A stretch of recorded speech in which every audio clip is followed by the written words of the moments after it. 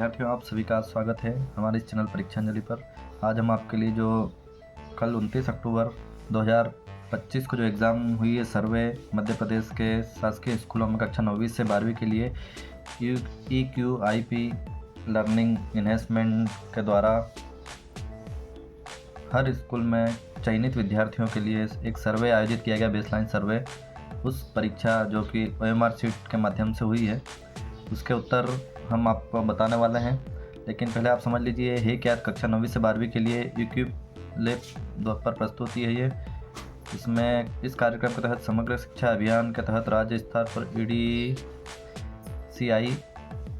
द्वारा कार्यान्वित किया जा रहा है। भारत सरकार शिक्षा मंत्रालय के अधीन एक सार्वजनिक क्षेत्र की एक निधि प्रतिष्ठित कंपनी है जो शिक्षा के क्षेत्र में परामर्श, परियोजना प्रबंधन, डिजिटल समाधान, मूल्यांकन, प्रशिक्षण, ये सभी सेवाएं प्रदान करती है। तो इसका एजेंसी से तात्पर्य एडसिल इंडिया लिमिटेड से है, एक प्रकार की एजेंसी है। ये सर्वे करवा रही है। इसका उद्देश्य क्या है? माध्यमिक और उच्च माध्यमिक स्तर पर विद्यार्थियों के अधिगम स्तर का आकलन करना और उनकी वास्तविक शैक्षिक स्थिति की पहचान करना। गणित, विज्ञान, सामाजिक विज्ञान, हिंदी एवं अंग्रेजी जैसे विषयों के माध्यम से छात्रों में तार्किक चिंतन, समस्या समाधान और रचनात्मकता को प्रोत्साहित करना। शिक्षकों को नवीन शैक्षणिक पद्धतियों में प्रशिक्षण देकर उनकी शिक्षण कौशल को बढ़ाना। जीवन कौशल, सामूहिक दृष्टिकोण, समस्या समाधान कौशल और अनुभवात्मक शिक्षा को बढ़ावा देकर छात्रों को विकास सुनिश्चित करना।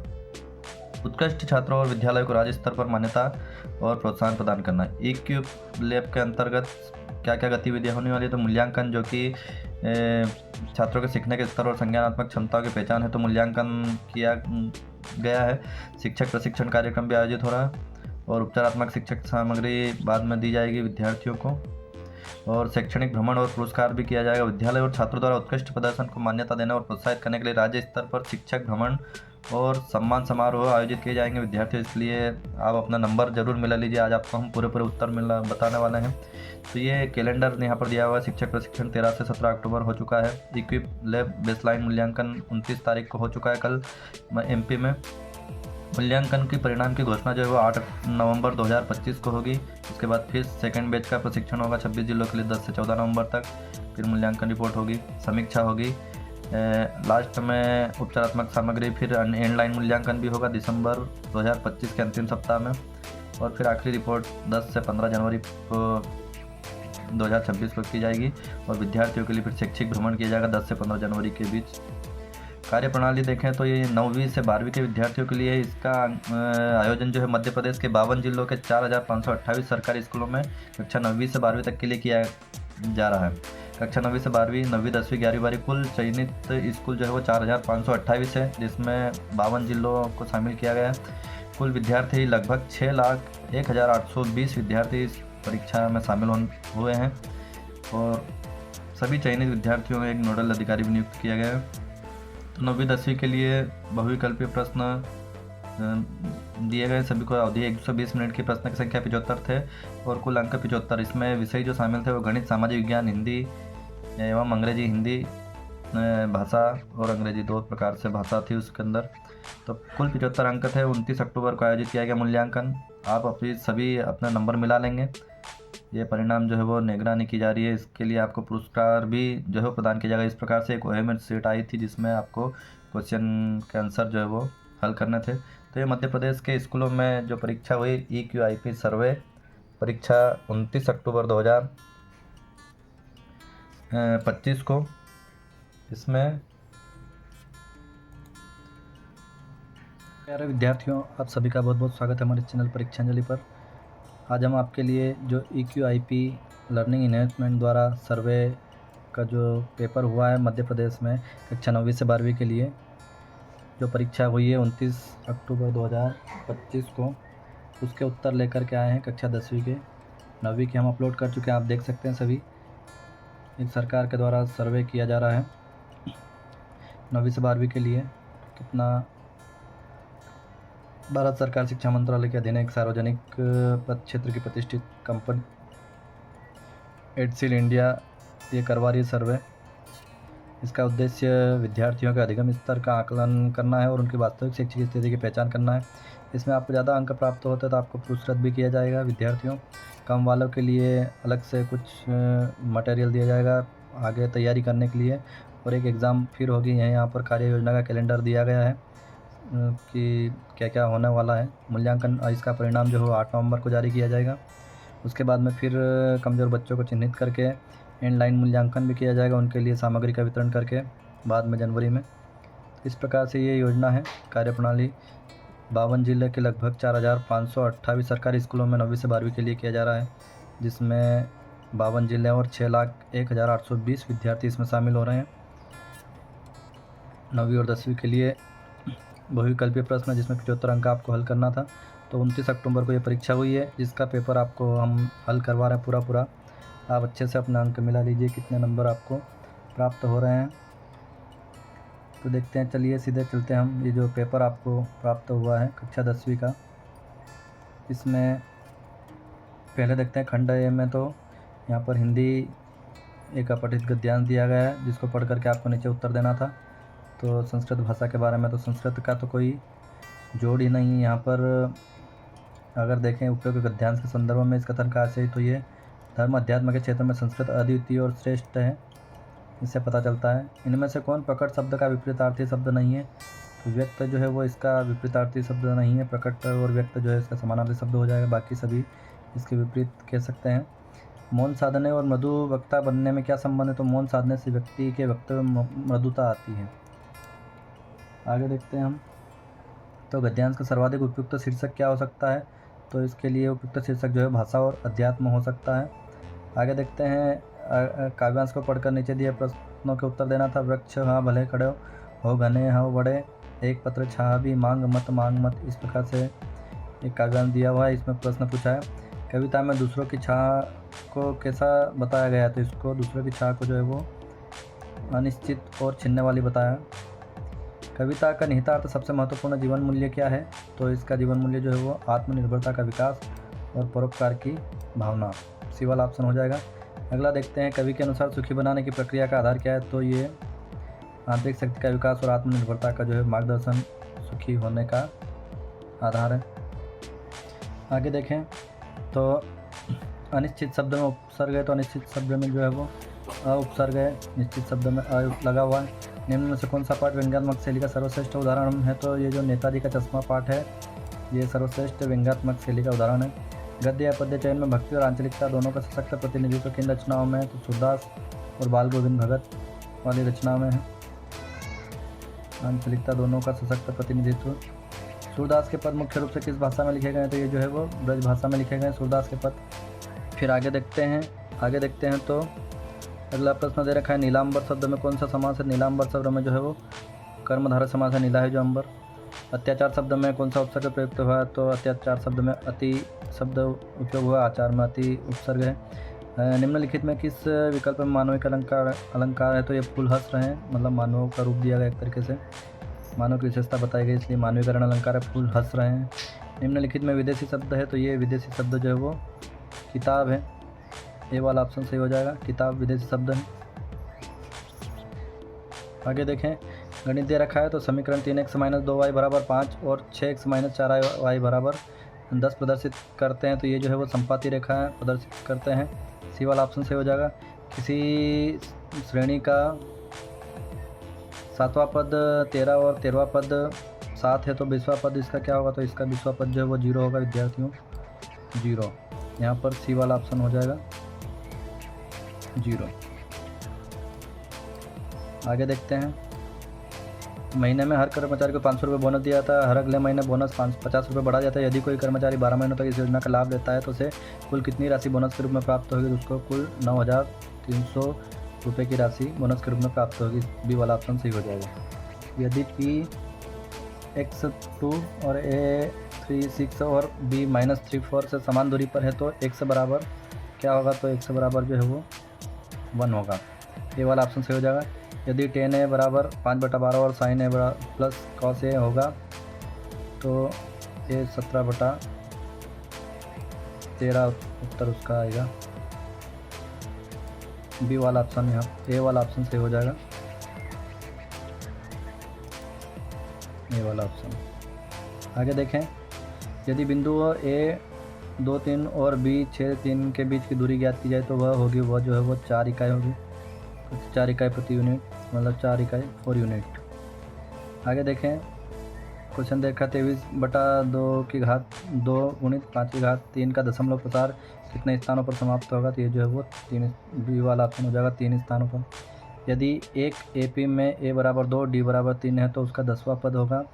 उसका 10वां पद क्या होगा, डी दे रखा है 29। इसका सही उत्तर हो जाएगा। यदि समीकरण 3x + 2y बराबर 12 एक रैखिक समीकरण है तो इसका कौन सा रूप दो चरों में रैखिक समीकरण के मानक रूप ax + by + c बराबर 0 में सही है। तो ये ए वाला ऑप्शन इसका सही हो जाएगा। आगे देखते हैं, यदि x की घात 3 + 2x की घात 2 - 5x + k को x - 2 से भाग देने पर शेषफल 5 है तो k का मान क्या होगा। तो k का मान जो है वो -1 होगा। इसका सही उत्तर डी वाला होगा। दो संख्याओं का योग 27 और उनका गुणनफल 182 है तो उन संख्याओं को ज्ञात कीजिए। तो वो संख्या विद्यार्थियों 13 और 14 होगी। ये त्रिज्या r का ठोस गोला पिघलाकर r/2 त्रिज्या वाले बेलन में ढाला जाता है तो बेलन की ऊंचाई होगी। तो बी वाला ऑप्शन इसका सही हो जाएगा 16/16r/3। आगे देखते हैं, एक त्रिभुजाकार खेत की भुजाएं 5:12:13 के अनुपात में है और परिमाप 150 मीटर है। तो हेरान सूत्र द्वारा इसका क्षेत्रफल है। तो बी वाला ऑप्शन से हो जाएगा 550 वर्ग मीटर। आगे देखते हैं 29वां प्रश्न, किसी वृत्त में दो समान जीवा AB और CD P पर वृत्त के भीतर प्रतिच्छेद करती है तब क्या होगा। तो तब AP गुणा PB बराबर CB गुणा PD CP गुणा PD होगा। यदि एक चतुर्भुज ABCD का एक कोण ABD बराबर 77 डिग्री है तो कोण DBC क्या होगा। यदि AB समांतर CD और AC बराबर BD/A है तो ये जो है 13 डिग्री इसका उत्तर होगा। अगला देखते हैं, अगला जो है वो विज्ञान का सेक्शन आ गया है। तो इसमें पहला दे रखा है, रम्या ने एक टेस्ट ट्यूब जिसमें रंगहीन विलयन था में तनु H2SO4 डाला। टेस्ट ट्यूब में बुलबुले उत्पन्न हुए और इससे निकली गैस ने चूने के पानी को दुधिया कर दिया परंतु वह जली नहीं। तो विलयन में सबसे संभावित लक्षण कौन सा था। तो ये सोडियम कार्बोनेट, डी वाला ऑप्शन सही हो जाएगा। अगला देखते हैं, एक धूसर रंग का पाउडर M को सांद्र NaOH विलयन के साथ गर्म करने पर एक रंगहीन गैस निकलती है जो पॉप ध्वनि के साथ जलती है तो वो जिंक हो जाएगा। अगला, एक पौधे को 48 घंटे तक अंधेरे में रखा गया, फिर उसकी एक पत्ती का मध्य भाग काले कागज से ढक दिया गया और किनारे खुले छोड़े गए। इसके बाद पौधे को 6 घंटे धूप में रखा गया। आयोडीन परीक्षण करने पर क्या परिणाम प्राप्त हुए। तो स्टार्च केवल पत्ती के खुले किनारों में पाया गया, ये होगा, ये वाला ऑप्शन सही हो जाएगा। आगे देखते हैं 34वां प्रश्न, यदि किसी मनुष्य की पिट्यूटरी ग्रंथि को शल्य क्रिया से निकाल दिया जाए तो इनमें से कौन सा कार्य सीधे प्रभावित नहीं होगा। तो जो है वो थायराइड ग्रंथि का कार्य ये प्रभावित नहीं होगा। किसी में आपको ये भी दिखाया जा सकता है अग्नाशय से इंसुलिन का स्रवण। आगे देखते हैं, मटर के पौधों में बोनेपन पर प्रभावी और गोल बीज सिकुड़े बीज पर प्रभावी है। तो TTRR का संस्करण किया जाए तो संतति के बोने और सिकुड़े बीज होने की संभावना क्या होगी। तो ये 1/16 होगी, सी वाला ऑप्शन सही हो जाएगा। एक घास भूमि में खाद्य श्रृंखला है, घास, खरगोश, सांप, बाज। यदि सांपों की संख्या घटा दी जाए तो सबसे संभावित परिणाम क्या होगा, सांप घट जाएंगे। तो ये बाज की संख्या भी कम हो जाएगी क्योंकि खाने को नहीं मिलेगा और खरगोश को भी डसने के लिए वो नहीं तो खरगोश की संख्या बढ़ेगी। तो खरगोश की जनसंख्या बढ़ेगी और बाज की जो है वो घटेगी, बी वाला ऑप्शन इसका सही हो जाएगा। आगे देखते हैं, एक व्यक्ति गलती से गर्म वस्तु को छूता है और हाथ तुरंत खींच लेता है। दर्द महसूस होने पर से पहले ही निम्नलिखित में से उपरोक्त के संबंध में सही व्याख्या क्या है। तो इसका बी वाला ऑप्शन हो जाएगा, यह प्रतिवर्ती क्रिया जिसे मेरुरज्जु नियंत्रित करती है, बी वाला ऑप्शन सही हो जाएगा। आगे देखते हैं, खाद्य श्रृंखला में ऊर्जा प्रवाह एक दिश होता है क्योंकि सूर्य की ऊर्जा पुनः चक्रित नहीं हो सकती। आगे, नीला लिटमस पेपर पर नींबू का रस डालने पर लिटमस पेपर लाल हो जाता है, किस कारण होता है। ये नींबू के रस में जो है वो अम्ल की उपस्थिति से होता है। अगला, यह सलाह क्यों दी जाती है कि सोडियम को मिट्टी के तेल या केरोसिन में रखा जाए। तो यह पानी और हवा से तीव्रता से अभिक्रिया करता है, इसलिए ये सलाह दी जाती है कि सोडियम को केरोसिन में रखा जाए। आगे देखते हैं, एक अवतल दर्पण की फोकस दूरी 20 सेंटीमीटर है, एक वस्तु को 40 सेंटीमीटर की दूरी पर रखा गया है तो प्रतिबिंब होगा। तो इसका प्रतिबिंब जो है वास्तविक, उल्टा और समान आकार का होगा। बी वाला ऑप्शन सही हो जाएगा। एक व्यक्ति का निकट बिंदु 50 सेंटीमीटर खिसक गया है। सामान्य पढ़ने की दूरी 25 सेंटीमीटर के लिए इसे सही करने के लिए आवश्यक लेंस की क्षमता डायोप्टर में है, तो ये जो है +2D। आगे देखते हैं 43वां प्रश्न, एक वस्तु को उत्तल लेंस के मुख्य फोकस और फोकस दूरी के दोगुने के बीच रखा जाता है तो बनने वाला प्रतिबिंब होगा तो वो वास्तविक, उल्टा और आवर्धित होगा। बी वाला ऑप्शन सही हो जाएगा। अगला, एक वैज्ञानिक 3 भिन्न माध्यमों ए, बी और सी में प्रकाश के अपवर्तन का अध्ययन करता है। इन माध्यमों में प्रकाश की चाल है तो इन माध्यमों में प्रकाश की चाल जो है वो अभिलंब से दूर। बी वाला ऑप्शन हो जाएगा।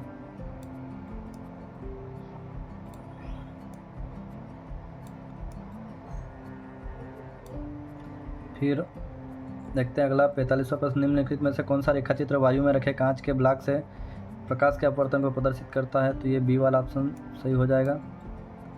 यहाँ से प्रकाश का अपवर्तन हो रहा है, बाकी यहाँ गड़बड़ा रहा है, यहाँ से भी गड़बड़ा, ये भी गड़बड़ा रहा।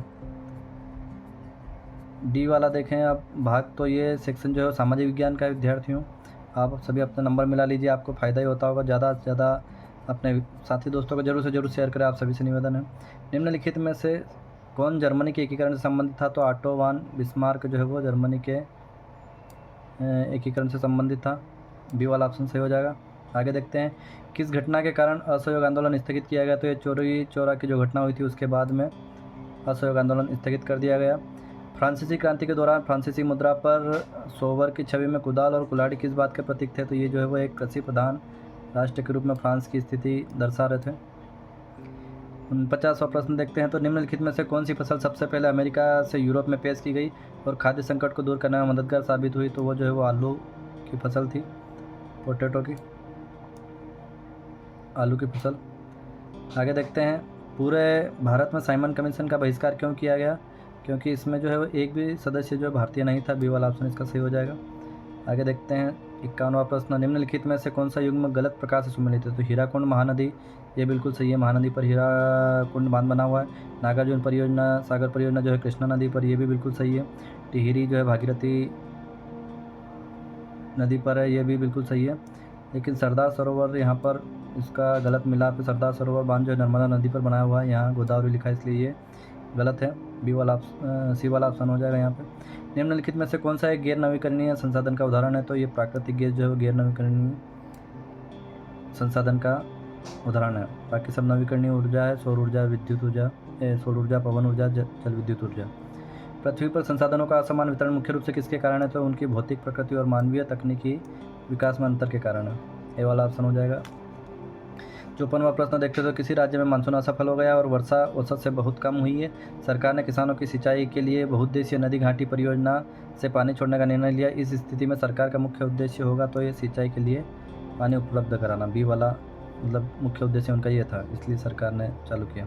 संघवाद की प्रमुख विशेषता निम्नलिखित में से कौन सी है, तो सरकार के विभिन्न स्तर समान नागरिक समूह पर शासन करते हैं, ये संघवाद की विशेषता है। बी वाला ऑप्शन सही हो जाएगा। आगे देखते हैं, लोकतंत्र में सत्ता की साझेदारी का मुख्य विचार निम्नलिखित में से क्या है, तो यह सामाजिक समूह के बीच जो है वो संघर्ष की संभावना को कम करती है। ए वाला ऑप्शन हो जाएगा। भारत में धर्मनिरपेक्षता का अर्थ है जो कि राज्य का अपना कोई धर्म नहीं होता। अगला, स्वयं सहायता समूह की ऋण के संबंध में एक अनूठी विशेषता निम्नलिखित में से कौन सी है, वो ये है कि वे आपसी विश्वास के आधार पर बिना जमानत के ऋण प्रदान करते हैं। स्वयं सहायता समूह। निम्नलिखित में से कौन सा प्रति व्यक्ति आय को विकास का संकेतक मानने की सीमितता प्रदर्शित करता है, तो यह आय वितरण को अनदेखा करता है। निम्नलिखित में से कौन सा युग्म सुमेलित है, सही प्रकार से मिला हुआ है। प्राथमिक क्षेत्रक बैंकिंग, ये गलत हो जाएगा क्योंकि बैंकिंग जो है वो सेवा क्षेत्रक में, तृतीयक क्षेत्रक जो है वो खनन, ये भी गलत हो जाएगा। प्राथमिक क्षेत्रक सीमेंट उद्योग, ये भी। द्वितीयक क्षेत्रक विनिर्माण, बिल्कुल सटीक है, यहाँ पर सही सुमेलित है। विनिर्माण जो है द्वितीय क्षेत्र से संबंधित है। आगे देखते हैं हम, अंग्रेजी खंड दिया हुआ ई वाला में, तो यहाँ पर पैसेज को पढ़ करके नीचे आंसर देना था 61 से 64 क्वेश्चन तक के। तो पहला क्वेश्चन यहाँ पर दिया हुआ था, what is the main purpose of the passage, तो इसका पैसेज का मेन पर्पस क्या था, to persuade people to visit libraries. How does the author characterise library resources, तो ये वंडरफुल एंड फ्री। बी वाला ऑप्शन हो जाएगा। The phrase community centers suggest libraries are place for people to gather and interact। ये वाला option सही हो जाएगा, ये वाला। आगे देखते हैं, what is the author's view of the old fashioned library image। तो it is mistaken and outdated, B वाला ऑप्शन इसका सही हो जाएगा। आगे एक और पोएम दी हुई है और इसको पढ़ करके क्वेश्चन देना है, 65 से 68 के आंसर देना है। तो 65 में क्वेश्चन पूछा था इसमें, when is the bird song said to be sweetest. तो इसका ऑप्शन जो है वो विद्यार्थियों डी वाला सही हो जाएगा, डी वाला इसका ऑप्शन सही हो जाएगा। In the middle of a gale storm, the speaker says they have heard the bird in the chillest land and on the strangest sea, what does this show। तो ये बी वाला option इसका सही हो जाएगा। hope can be found even in strange hope, B वाला option इसका सही हो जाएगा। आगे देखते हैं, what has the little bird done for so many। ये ए वाला ऑप्शन सही हो जाएगा इसका।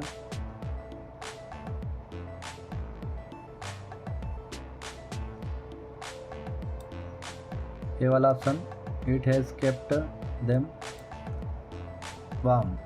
The main idea of the poem is that hope is. तो इसका उत्तर जो है वो ये हो जाएगा विद्यार्थियों, a resilient and genius gift, B वाला ऑप्शन इसका सही हो जाएगा। अंकारा एंजॉयज जो है वो लिसनिंग म्यूजिक, डी वाला ऑप्शन इसका सही हो जाएगा।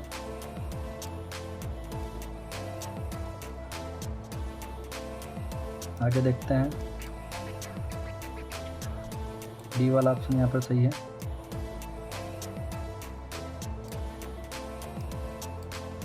Listening, our maths teacher fill in the blanks as a lot of homework last week but he fill in the blanks as very much so for this week। तो इसका option जो है वो विद्यार्थियों डी वाला सही हो जाएगा, गिव या हैजंट गिव। पहले में आएगा fill in the blanks में गिव और दूसरे में हैज़ नॉट गिवन, डी वाला ऑप्शन सही हो जाएगा। आगे देखते हैं, there are 30 student in my class, which of the following is the correct question for the above sentence. तो इसके लिए क्वेश्चन करेक्ट होगा ये, how many student are there in your class. आगे देख, सी वाला ऑप्शन हो जाएगा। अगला 72 question, her voice was a smoothing as a gentle melody. तो ये स्माइल, ए वाला ऑप्शन सही हो जाएगा। आगे देखते हैं, the new evidence presented in court was crucial for the defendant acquittal। The antonyms for the underlined word, crucial का antonyms बताना, तो यहाँ पर insignificant, सी वाला ऑप्शन जो है वो सही हो जाएगा। अगला, the placid surface of the lake perfectly mirror the surrounding mountains, what does the word placid mean। तो इसका ऑप्शन जो है वो बी वाला ऑप्शन सही हो जाएगा, काम एंड केयरफुल, काम एंड केयरफुल, बी वाला ऑप्शन हो जाएगा। लास्ट क्वेश्चन यहाँ पर दिया हुआ है 75, the strong wind will fill in the blanks the leaves away. पहले वाले में आ जाएगा ब्लो, ए वाला ऑप्शन हो जाएगा। और दूसरे में देखते हैं तो जो है वो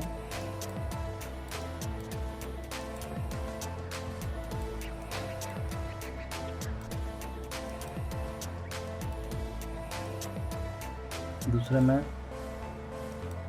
सी fill in the blanks out the candles on her birthday cake. तो ये ए वाला ऑप्शन इसमें सही हो जाएगा, blow and blow blue, A वाला ऑप्शन जो है वो सही हो जाएगा। इस प्रकार से विद्यार्थियों ये 75 प्रश्न आपको बता दिए गए हैं। सभी प्रश्न के उत्तर आप मिला लीजिए, कितना नंबर आपको आ रहे हैं अपने साथी दोस्तों को जरूर से जरूर शेयर कीजिए। तो ये EQIP जो पेपर आपको 29 अक्टूबर को हुआ है, आपके विद्यालय में चयनित विद्यार्थियों को मिला, सभी को नहीं मिला होगा, इसलिए आप सभी के लिए ये प्रस्तुत किया है।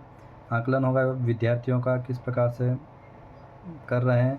उसके बाद अगली परीक्षा फिर होगी। अभी जो सबसे ज़्यादा अंक लाने वाले हैं उनको पुरस्कृत भी किया जाएगा, इसलिए आप भी अपनी तैयारी करें, इससे आपको आने वाले समय में और फ़ायदा होने वाला है। तो आप सभी शेयर ज़रूर करें और हर वीडियो को लाइक करें। जो भी परीक्षा होने वाली है आपकी, उसके हर परीक्षा के पेपर जो है हम उपलब्ध कराने का पूरा प्रयास करेंगे।